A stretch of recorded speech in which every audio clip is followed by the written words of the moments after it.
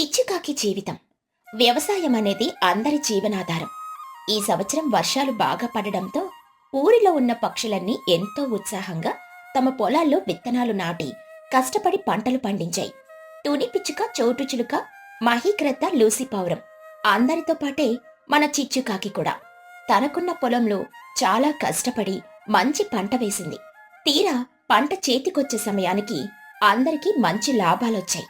కాని ఎవరూ ఊహించని విధంగా చిచ్చుకాకి పండించిన పంటకు మార్కెట్లో విపరీతమైన డిమాండొచ్చి ఆమెకు కళ్ళు చెదిరిపోయే స్థాయిలో లాభాలొచ్చాయి.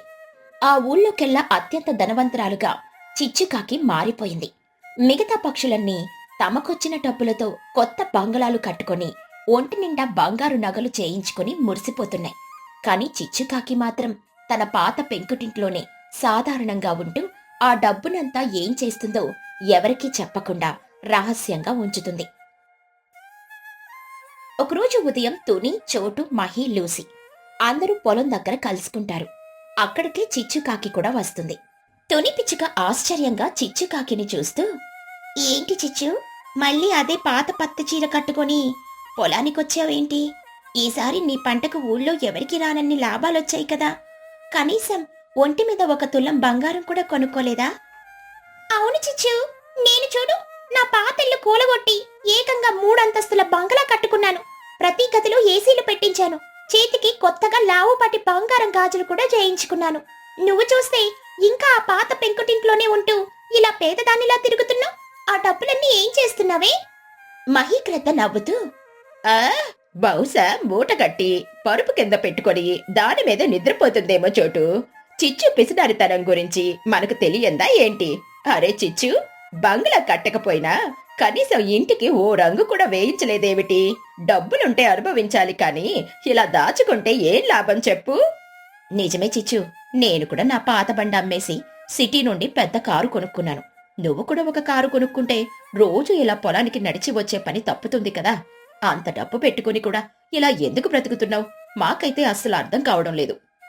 చిచ్చుకాకి చాలా ప్రశాంతంగా చిన్న నవ్వుతో, మీ అందరికీ బంగ్లాలు, కార్లు, నగలు ఉన్నందుకు నాకు చాలా సంతోషంగా ఉంది స్నేహితులారా. కానీ నాకు ఆ పాత పెంకుటిల్లే స్వర్గంలాగా అనిపిస్తుంది.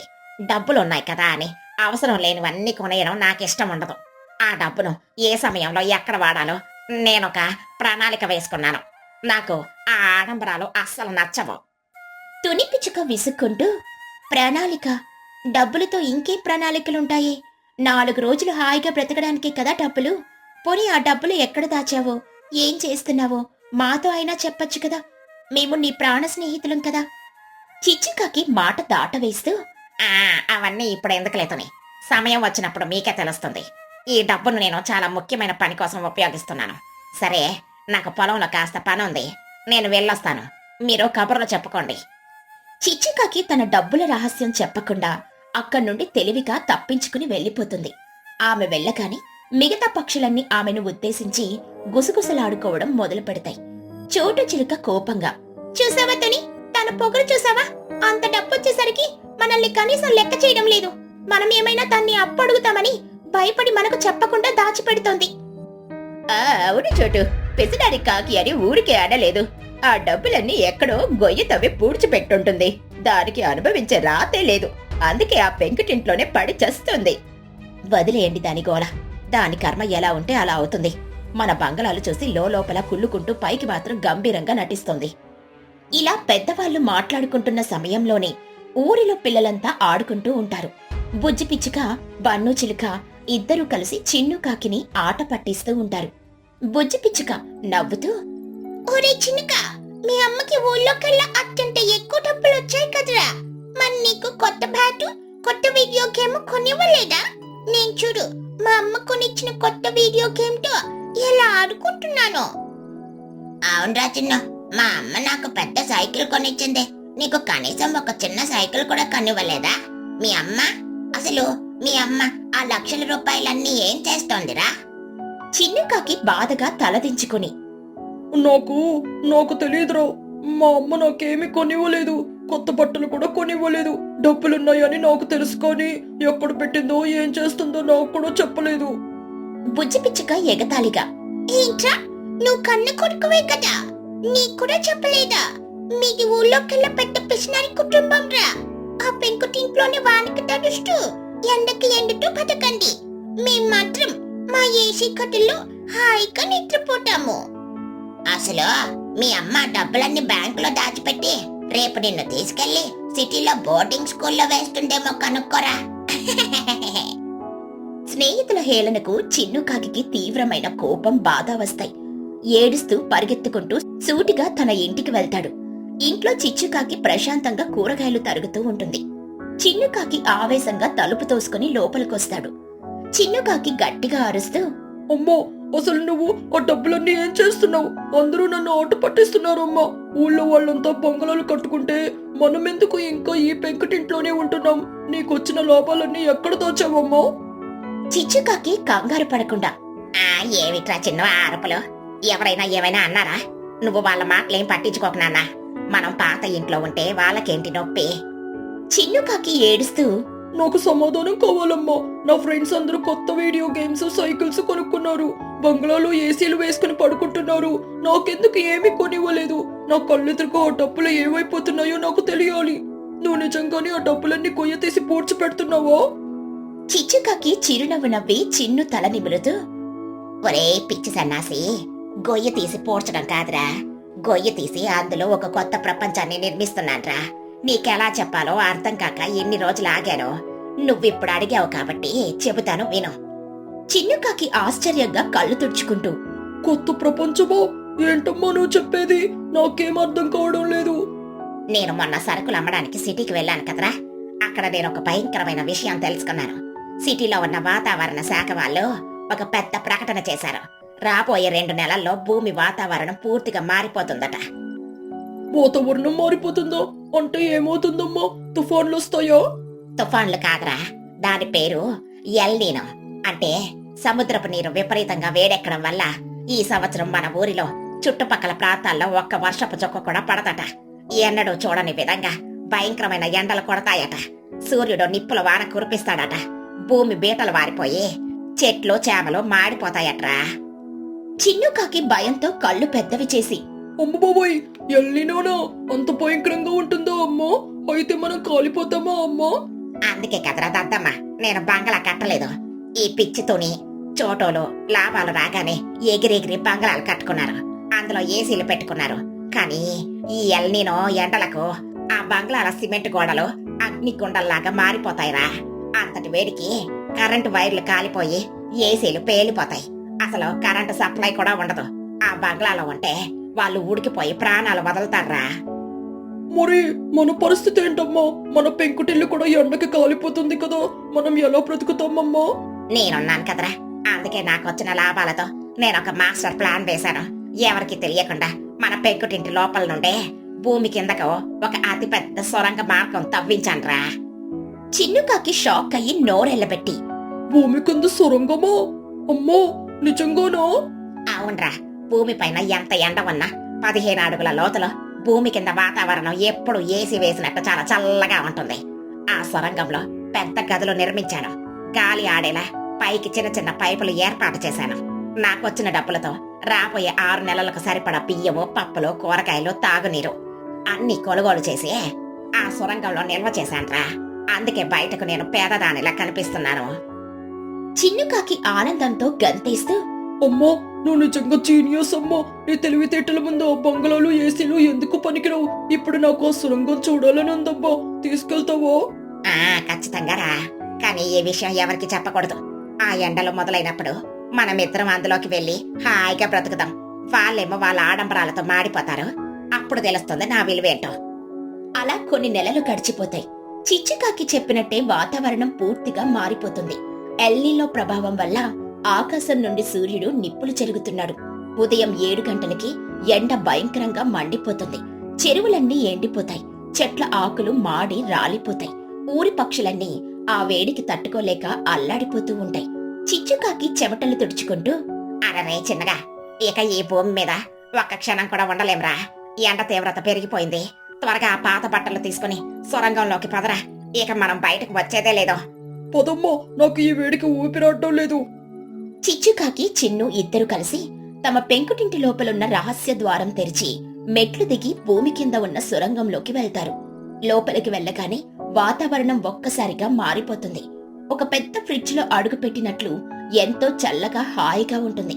అక్కడ 2 పెద్ద మంచాలు, ఒక చిన్న వంట పొయ్యి, ఒక మూలన నీళ్ల క్యాన్లు, సరుకుల బస్తాలన్నీ కూడా పద్ధతిగా అమర్చుంటాయి. చిన్నుకాకి మంచం మీద పడుకొని గట్టిగా ఊపిరి పీల్చుకుంటూ, ఓ అమ్మో, ఇక్కడ ఎంత చల్లగా ఉందో. అసలు పైన ఎండ కొడుతున్న ఫీలింగ్ ఏమాత్రం లేదు. నా శరీరానికి ఇంత హాయి ఎప్పుడూ కలగలేదు. నువ్వు దేవుడు అమ్మా. చిచ్చుకాకి నవ్వుతూ పొయ్యి వెలిగిస్తూ, చూసావా నా ప్లాను? ఈ ఎండాకాలం అంతా మనం ఎక్కడ హాయిగా వండుకొని తిని పడుకోవడమే. వాళ్ళేమో తమ బంగ్లాలో ఏసీలు పేలిపోయి కరెంటు లేక ఉడికిపోతూ ఉంటారు. కొన్ని రోజులు గడిచిపోతాయి. సొరంగంలో చిచ్చుకాకి చిన్ను ఎంతో ఆనందంగా కడుపు నిండా తింటూ చల్లటి వాతావరణంలో ఆటలాడుకుంటూ గడుపుతారు. కాని భూమిపైన పరిస్థితి నరకంలాగా మారిపోతుంది. ఏసీలు పనిచెయ్యక, త్రాగునీరు లేక, తుని పిచ్చుక, చోటు చిలుక, మహీగ్రద్ద కుటుంబాలు తీవ్రమైన ఇబ్బందులు పడుతూ ఉంటాయి. ఒకరోజు మధ్యాహ్నం చిన్నుకాకి పైన పరిస్థితి ఎలా ఉందో చూడాలని ఆసక్తి కలుగుతుంది. అమ్మో, నేను ఒక్కసారి సొరంగం ద్వారం వరకు వెళ్ళి పైన మా ఫ్రెండ్స్ ఎలా ఉన్నారో తొంగి చూసొస్తాను. ఎండ ఎలా ఉందో చూడాలనుంది. జాగ్రత్తగా చిన్నగా. ఎండ తగిలితే చర్మం కాలిపోతుంది. బయట వెళ్లకుండా ద్వారం సందులో నుండి చూసిరారా. చిన్నుకాకి మెట్లెక్కి పెంకుటింటి కిటికీ సందులో నుండి బయటికి చూస్తాడు. ఎదురుగా ఉన్న బంగళా ముందు బన్ను చిలుక, పుచ్చి పిచ్చుక ఎండకు తాళలేక నేల మీద పడిపోయి దాహంతో నాలుకలు బయటపెట్టి ప్రాణపాయ స్థితిలో గిలగిలా కొట్టుకుంటూ ఉంటారు. తుని పిచ్చుక, చోటు చిలుక వాళ్ళ పిల్లల దగ్గర కూర్చొని కన్నీరు మున్నీరుగా ఏడుస్తూ వాళ్ళ ఒంటి మీద విసనకర్రతో విసురుతూ ఉంటారు. తుని పిచ్చుక పోరున ఏడుస్తూ, దేవుడా, నా బిడ్డ ప్రాణాలు కాపాడు తండ్రి. తాగడానికి ఒక్క చుక్క నీరు కూడా లేదు. ఇంట్లో ఉంటే ఆ కాంక్రీట్ గోడల వేడికి ఊపిరాటం లేదు. బయటకొస్తే ఈ ఎండ మమ్మల్ని దాహిస్తుంది. నా బిడ్డని నేను ఎలా బ్రతికించుకోవాలి? చోటు చిలుక తల పట్టుకుని ఏడుస్తూ, ఆడంబరాలకు పోయి ఈ బంగళాలు కట్టుకుని పెద్ద తప్పు చేశాంతని. కనీసం ఆ పాత పూరి గుడిసైనా ఉండుంటే ఈ పాటికి కాస్త గాలైనా ఆడేది. నా పన్నుకాడికి వడదెబ్బ తగిలింది. వాడి ప్రాణాలు పోయేలా ఉన్నాయి. ఎవరైనా మమ్మల్ని రక్షించండి. ఆ దృశ్యం చూసి చిన్నుకాకి గుండె తరుక్కుపోతుంది. తన స్నేహితులు ప్రాణాపాయంలో ఉన్నారని తెలుసుకుని కన్నీళ్లు పెట్టుకుంటూ వెంటనే సురంగంలోకి తన తల్లి దగ్గరికి పరిగెడతాడు. చిన్నుకాకి ఏడుస్తూ చిచ్చుకాకి కాళ్ళు పట్టుకుని, అమ్మో అమ్మో, దయచేసి వాళ్ళని కాపాడమ్మా. పైన పరిస్థితి చాలా దారుణంగా ఉంది. పన్నుగాడు పుచ్చి ఎండకు పడిపోయారు. వాళ్ళకి వడదెబ్బ తగిలింది. వాళ్ళ అమ్మలు తాగడానికి నీళ్లు లేక ఏడుస్తున్నారమ్మా. వాళ్ళ బంగళాలు అగ్నికుండల్లాగా మారిపోయాయి. వాళ్ళని వదిలేస్తే వాళ్ళు ఈ రోజు చచ్చిపోతారమ్మా. చిచ్చుకాకి షాక్ అయ్యి, ఏమిట్రా నువ్వు చెప్పేది? అంత దారుణంగా ఉందా పరిస్థితి? కానీ వాళ్ళు మనల్ని ఎంత అవమానించారా? డబ్బులొచ్చాయని మనల్ని లెక్క చేయలేదు. మన ఇల్లుని చూసి వెక్కిరించారు. వాళ్ళ కర్మ వాళ్ళే అనుభవించనివ్వు. మనకెందుకు చెప్పు? చిన్నుకాకి కోపంగా కన్నీళ్లతో, అమ్మో, వాళ్ళు తప్పు చేశారని మనము వాళ్ళలాగే క్రూరంగా ప్రవర్తించాలా? నువ్వెప్పుడు నాతో పక్షుల మధ్య ఐక్యమత్యమే మన బలమని చెప్పేదానివి కదా. ఇప్పుడు వాళ్ళ ప్రాణాలు పోతుంటే మనం ఇక్కడ చల్లగా కూర్చొని ఆనందించడం మానవత్వమేనా అమ్మా? వాళ్ళు నా ప్రాణ స్నేహితులు. నా స్నేహితులు చచ్చిపోతుంటే నేను ఈ సొరంగంలో బ్రతకలేను. దయచేసి వాళ్ళని మన సొరంగంలోకి తీసుకుంట్రా అమ్మా. ప్లీజ్, నీకు దండం పెడతాను. చిన్నుకాకి ఏడుస్తూ ప్రతిమలాడుతుంటే చిచ్చుకాకి మనసు కరిగిపోతుంది. తన కొడుకుకి ఉన్న దయ, స్నేహభావం చూసి ఆమెకు గర్వంగా అనిపిస్తుంది. పగ, ప్రతీకారం కంటే ప్రాణాలు కాపాడడం ముఖ్యమని ఆమెకు అర్థమవుతుంది. చిచ్చుకాకి చిన్నుని హత్తుకుని కన్నీళ్లు తుడుస్తూ, ఏడవకరా నాన్న, నువ్వు చెప్పిందే కరెక్ట్. ఆపదలో ఉన్న వాళ్ళని ఆదుకోవడమే మన ధర్మం. వాళ్ళ తప్పులకి వాళ్లకు ఇప్పటికే తగిన శిక్ష దొరికింది. రా, ఇప్పుడే వెళ్ళి వాళ్ళందరినీ తీసుకుని సొరంగంలోకి వేద్దాం. వాటర్ క్యాన్ పట్టుకో. చిచ్చుకాకి చిన్ను వెంటనే నీళ్ల క్యాన్ తీసుకుని బయటికి పరిగెడతారు. ఎండకి కాలిపోతున్న రోడ్డు మీద ఏడుస్తూ కూర్చున్న తుని, చోటు దగ్గరికి వెళ్తారు. అంటోనే, చోటు, ఏడవకండి. ముందు ఈ నీళ్లు తీసుకుని పిల్లల ముఖం మీద చల్లండి. గొంతులో కొన్ని నీళ్లు పోయండి. వాళ్ళకి వడదెబ్బ తగిలింది. తుని పిచ్చుక ఆశ్చర్యంగా కన్నీళ్లతో, చిచ్చు, నువ్వా? నీ దగ్గర ఎన్ని నీళ్ళెక్కడివి చిచ్చు? మా ప్రాణాలు కాపాడడానికి దేవుడిలా వచ్చావా? చిచ్చు, మమ్మల్ని క్షమించు. మేము నిన్ను ఎంత అవమానించినా నువ్వు మా కోసం ఈ ఎండలో నీళ్లు తెచ్చావు. నీ రుణం ఎలా తీర్చుకోగలం? ఇప్పుడు అవన్నీ మాట్లాడే సమయం కాదు చోటు. ముందు పిల్లలు ఎత్తుకుని నా వెంట రండి. మీ బంగళాలు ఇప్పుడు మీకు శ్మశానాల్లా మారాయి. నా పాత పెంకుటిల్లు మిమ్మల్ని కాపాడుతుంది, రండి. చిచ్చుకాకి వాళ్ళందర్నీ తీసుకుని తన పాత పెంకుటింటి లోపలికి వెళ్లి రహస్య ద్వారం తెరిచి వాళ్ళను భూమి కిందున్న సొరంగంలోకి తీసుకెళ్తుంది. లోపలికి అడుగు పెట్టగానే ఆ చల్లటి వాతావరణం వాళ్ళ ప్రాణాలకు లేచి వచ్చినట్లు తెలుస్తుంది. వడదెబ్బతో ఉన్న పిల్లలకు ఆ చల్లదనం నీళ్లు తగలగానే నెమ్మదిగా స్పృహ వస్తుంది. మహీకృత సొరంగాన్ని చూసి ఆశ్చర్యంతో నోరెళ్లబెడుతూ, అమ్మ బాబోయ్, చిచ్చు, ఏంటి ఇది? నీ పాత ఇంటి కింద ఇంత పెద్ద సొరంగం, ఇంత చల్లటి ప్రపంచం ఉందా? మాకు కలలో కూడా ఊహించలేదు. అసలు ఇది ఎలా సాధ్యమైంది? అవును చిచ్చు, ఇక్కడ ఏసీ లేకపోయినా ఏసీ వేసిన దానికంటే 100 రెట్లు చల్లగా ఉంది. ఇంత సరుకు ఎక్కడుండి తెచ్చావు? నువ్వు డబ్బులు దాచిపెట్టింది ఈ సొరంగం కట్టడానికా? చిచ్చుకాకి నవ్వుతూ, అవును స్నేహితులారా, ఎల్నీలో వస్తుందని నాకు ముందే తెలుసు. అందుకే నా లాభాలన్నీ ఏసీలో బంగ్లాల మీద కాకుండా నా ప్రాణాలు కాపాడి ఈ సొరంగం మీద ఖర్చు పెట్టాను. ప్రకృతి కోపించినప్పుడు ఆడంబరాలు కాపాడవు, మన ముందు చూపే కాపాడుతుంది. తుని పిచ్చుక చిచ్చుకాకి చేతులు పట్టుకొని పోరున ఏడుస్తూ, మమ్మల్ని క్షమించి చిచ్చు, మేమంతా పైకి కనిపించే ఆడంబరాలకు పోయాము. డబ్బులు రాకని గర్వంతో కళ్ళు మూసుకుపోయాయి. నిన్ను పేదదానివని హేళన చేశాము. కాని ఈ రోజు నీ ముందు చూపు, నీ గొప్ప మనసే మా ప్రాణాలు, మా బిడ్డల ప్రాణాలు కాపాడింది. నువ్వు నిజంగా చాలా గొప్పదానివి చిచ్చు. అవును చిచ్చు, మా ఆస్తులన్నీ ఇప్పుడు ఈ ఎండలకి పనికి రాకుండా పోయాయి. నీ ప్రేమ ముందు మేము చాలా చిన్నవాళ్ళమైపోయాము. ఇక జీవితంలో ఎప్పుడూ డబ్బు చూసుకుని గర్వపడము. చిచ్చుకాకి వాళ్ళని బోధారిస్తూ, ఏడవకండి, మనం అందరం స్నేహితులం. తప్పులు చేయడం సహజం, తెలుసుకోవడం గొప్ప. ఇక ఈ ఎండాకాలం అంతా మీరంతా నాతో పాటు ఈ సొరంగంలో ఉండొచ్చు. నా దగ్గర ఉన్న సరుకులు అందరికీ సరిపోతాయి. మనం అందరం ఒకే కుటుంబంలో ఇక్కడే ఉందాం. బుజ్జి పిచ్చుక కోలుకొని నవ్వుతూ, థ్యాంక్ యూ చిన్నుగా, నువ్వు లేకపోతే మేమంతా ఎండకి మాడిపోయే వాళ్ళం. నీ వల్లే మేం బ్రతికాము. అవునరా చిన్నగా, మీ అమ్మ కట్టిన ఈ సొరంగం చాలా సూపర్ గా ఉంది. ఇక మనం రోజంతా ఇక్కడే ఆడుకోవచ్చు. ఆ రోజుటి నుండి వాతావరణం చల్లబడే వరకు ఊరి పక్షులన్నీ చిచ్చుకాకి సొరంగంలోనే కలిసిమెలిసి జీవించాయి. పక్షుల మధ్య ఉన్న భేదభావాలు, గర్వం అన్నీ ఆ ఎండలకి కరిగిపోయాయి. ఆపద సమయంలో తెలివితేటలు, తోటివారి పట్ల జాలి ఎంత ముఖ్యమో పక్షులందరికీ అర్థమైంది. చిచ్చుకాకి ముందు చూపుకు, చిన్నుకాకి మంచి మనసుకు ఊరంతా సలాం చేసింది. ఆ ఎల్నీనో ఎండాకాలం వాళ్ళందర్నీ నిజమైన బంధువులుగా మార్చేసింది. చెరువులో వేదరిల్లు. తుని పిచ్చుక చాలా పేదరాలు. ఆమె తన కూతురు బుజ్జి పిచ్చుకతో కలిసి జీవిస్తూ ఉంటుంది. తుని పిచ్చుక జీవనాధారం చేపలు పట్టడం. రోజు ఉదయాన్నే లేచి వల తీసుకుని ఊరికి చాలా దూరంగా ఉన్న ఒక పెద్ద చెరువు దగ్గరికెళ్లి చేపలు పడుతుంది. సాయంత్రం వరకు అక్కడే ఉండి పట్టిన చేపలను చెరువు గట్టు మీదే అమ్ముకుని వచ్చిన డబ్బులతో ఇంటికి అవసరమైన సరుకులు కొనుక్కుని తిరిగొస్తుంది. కానీ ఆ చెరువు వాళ్ళ ఇంటికి దాదాపు 20 కిలోమీటర్ల దూరంలో ఉంటుంది. రోజు 20 కిలోమీటర్లు ఎగురుకుంటూ వెళ్లి రావడం వల్ల తుని పిచ్చుక శారీరకంగా చాలా అలసిపోతూ ఉంటుంది. ఒకరోజు సాయంత్రం తుని పిచ్చుక ఎప్పట్లాగే చేపలన్నీ అమ్ముకుని వచ్చిన డబ్బులు మూట కట్టుకుని ఇంటికి పయనమవుతుంది. రోజంతా ఎండలో ఉండి చేపలు పట్టి అలసిపోవడం వల్ల తీవ్రంగా నొప్పి పుడుతూ ఉంటాయి. దారి సగానికి వచ్చేసరికి ఆమె రెక్కలు పూర్తిగా సహకరించడం మానేస్తాయి. తుని పిచ్చుక ఆయాసపడుతూ గాలిలో ఎగురుతూ, అబ్బా, నా రెక్కలు ఇరిగిపోతున్నట్టున్నాయి. అసలు ఒక్క అడుగు కూడా ముందుకు వేయలేకపోతున్నాను. ఎండ తీవ్రత కూడా ఈరోజు ఎక్కువగా ఉంది. బుజ్జి నా కోసం ఇంట్లో ఆకలితో ఎదురు చూస్తూ ఉంటుంది. నేను ఎలాగైనా ఇంటికి చేరుకోవాలి. తుని పిచ్చుక ఎంత ప్రయత్నించినా ఆమె రెక్కలు కదల్లేవు.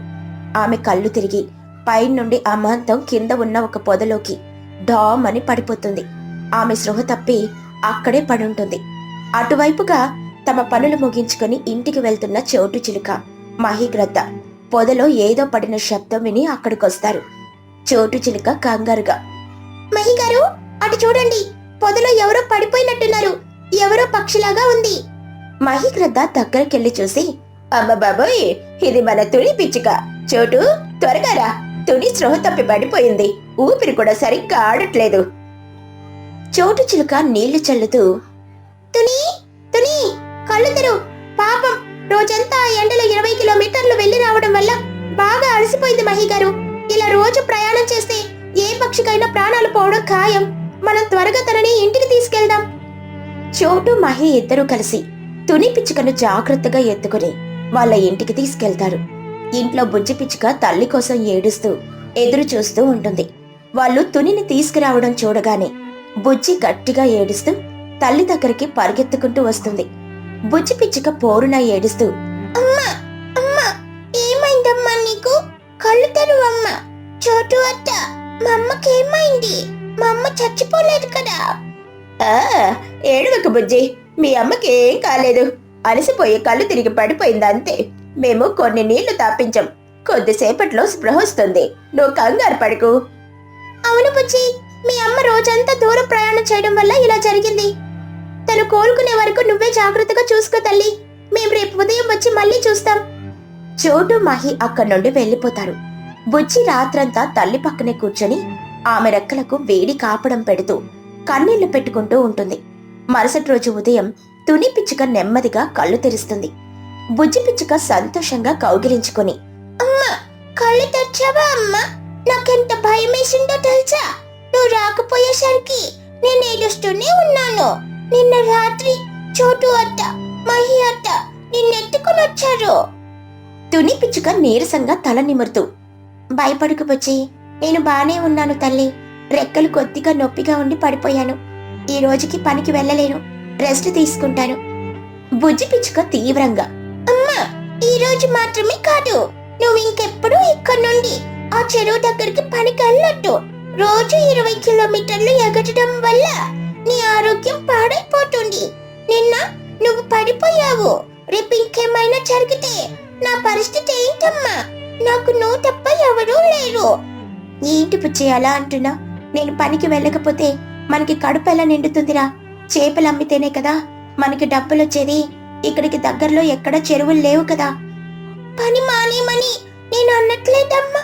మనం ఒక పని చేద్దాం. ఆ చెరువు ఏ ఊరి దగ్గర అయితే ఉందో మనం మన ఇల్లు ఖాళీ చేసి ఆ ఊరికే వెళ్ళిపోతామమ్మా. అప్పుడు నువ్వు రోజు ఇంత దూరం ప్రయాణం చేయాల్సిన అవసరం ఉండదు కదా. నీకు ఆరోగ్యంగా కూడా ఉంటుంది. తుని పిచ్చుక ఆలోచిస్తూ, ఆ ఊరికి వెళ్ళిపోవడమా? కానీ పుచ్చి, ఇక్కడ మన ఊర్లో మన వాళ్ళందరూ ఉన్నారు. నీకు నీ బెస్ట్ ఫ్రెండ్ బన్ను చిలుకున్నాడు. ఆడుకోవడానికి స్నేహితులున్నారు. ఆ ఊరికి వెళ్తే అక్కడ నీకు ఎవరూ తెలియదు. ఫ్రెండ్స్ ఎవరూ ఉండరు కదా తల్లి. నీకు బోర్ కొడుతుంది. బుజ్జి పిచ్చుక కళ్ళల్లో నీళ్లతో, నాకు ఫ్రెండ్స్ లేకపోయినా పర్లేదమ్మా. నాకు అందరికంటే నువ్వే ముఖ్యం. నువ్వు ఆరోగ్యంగా ఉంటే నాకు అదే చాలు. బన్నుగాడికి నేను అప్పుడప్పుడు వచ్చి కలుస్తానులే. మనం ఈ రోజే ఆ చెరువు దగ్గరున్న ఊరికి వెళ్ళిపోతామమ్మా, ప్లీజ్.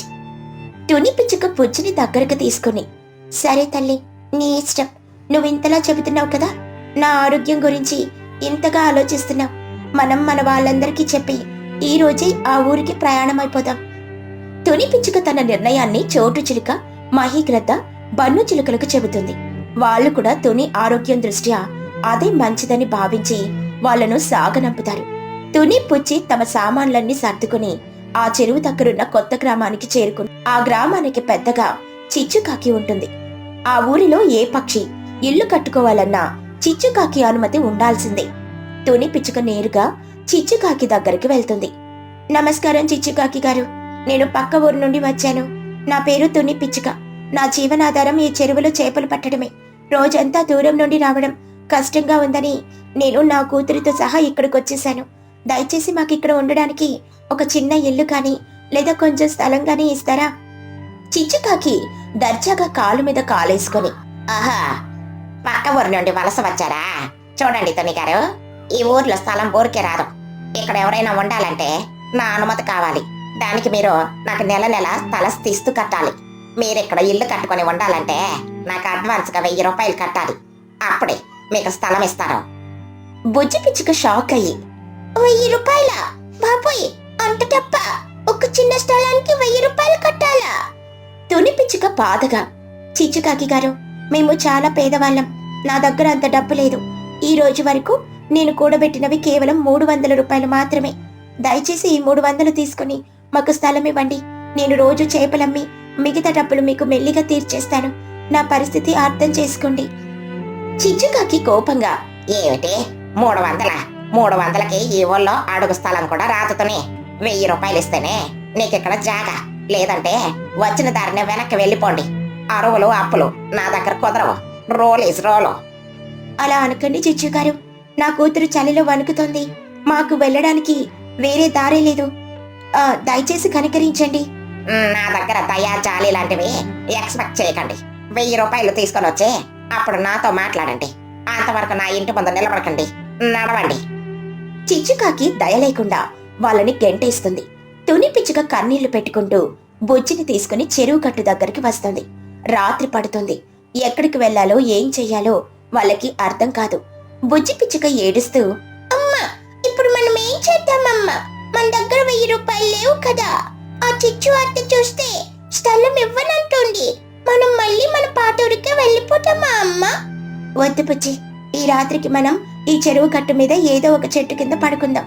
రేపు నేను ఎక్కువ చేపలు పట్టమ్మి ఎలాగైనా డబ్బులు సంపాదిస్తాను. దేవుడు మనల్ని చూసుకుంటాడు తల్లి, నువ్వేడవకు. వాళ్ళలా ఏడుస్తూ మాట్లాడుకుంటూ ఉండగా హఠాత్తుగా వెనక నుండి ఒక గొంతు వినిపిస్తుంది. పిన్ని, బుజ్జే, ఏడవకండి, నేనున్నాను. తుని పుచ్చి వెనక్కి తిరిగి చూస్తారు. అక్కడ బన్ను చిలుక ఒక చిన్న సంచితో నిలబడి ఉంటాడు. బన్నుని చూడగానే బుజ్జి సంతోషంతో పరిగెత్తుకుంటూ వెళ్లి కౌగిలించుకుంటుంది. బన్ను, నువ్వా? ఇక్కడికెలా వచ్చావురా? మేమిక్కడ పడుతున్న కష్టం నీకెలా తెలిసింది? నేను మీ వెనకాలే వచ్చానులే బుజ్జే. మీరు ఎక్కడుంటారో చూడాలని అమ్మ పంపించింది. చిచ్చు ఆంటీ మీతో మాట్లాడిన మాటలన్నీ నేను విన్నాను. మీరు అసలు బాధపడకండి పిన్ని. ఆ చిచ్చు ఆంటీకి మనం 1 రూపాయి కూడా అద్దె కట్టాల్సిన అవసరమే లేదు. తుని పిచ్చుక ఆశ్చర్యంగా, అద్దె కట్టాల్సిన అవసరం లేదా? మరి మనం ఇల్లు ఎక్కడ కట్టుకోవాలి బన్ను? స్థలం లేకుండా ఇల్లెలా కడతాంరా? బన్ను చిలుక నవ్వుతూ, మనం ఎవరి స్థలం కొలాల్సిన పనే లేదు పిన్ని. మనం మన సొంత ఇల్లు కట్టుకుందాం. ఇందాక నేను వస్తుంటే నాకు ఒక సూపర్ ఐడియా వచ్చింది. చిన్నప్పుడు మా స్కూల్లో టీచర్ ఒక విషయం చెప్పింది. వెదురు కర్రలతో ఇల్లు కట్టుకోవచ్చట. ఆ ఇల్లు నీళ్ళల్లో కూడా తేలుతుందట. వెదురు కర్రల ఇల్లా? నీళ్ళల్లో తేలుతుందా? అవును బుజ్జే, మనం ఎవరి నేల మీద ఇల్లు కట్టక్కర్లేదు. మనం చోటుగా ఈ చెరువు ఒడ్డున కొంచెం నీళ్ళల్లో కుండేలా ఒక వెదురు ఇల్లు కట్టుకుందాం. చెరువు నీళ్లు ఎవరి సొంతం కాదు కదా, అది అందరిది. మనం నీళ్ళల్లో ఇల్లు కట్టుకుంటే ఆ చిచ్చు ఆంటీ మనల్ని అద్దడికే హక్కే ఉండదు. ఏమంటారు పిన్ని? తుని పిచ్చుక కళ్ళల్లో ఆనందంతో, వావ్ బన్ను, నీ తెలివితేటలకి నిజంగా దండం పెట్టాలిరా. ఎంత గొప్ప ఐడియా ఇచ్చావు. నిజమే, చెరువు మీద ఎవరికీ అధికారం ఉండదు. నీళ్ళల్లో వెదురిల్లు కట్టుకుంటే మనకి అద్దె బాధ తప్పుతుంది. పైగా నేను చేపలు పట్టడానికి పడవలాగా కూడా ఉపయోగపడుతుంది.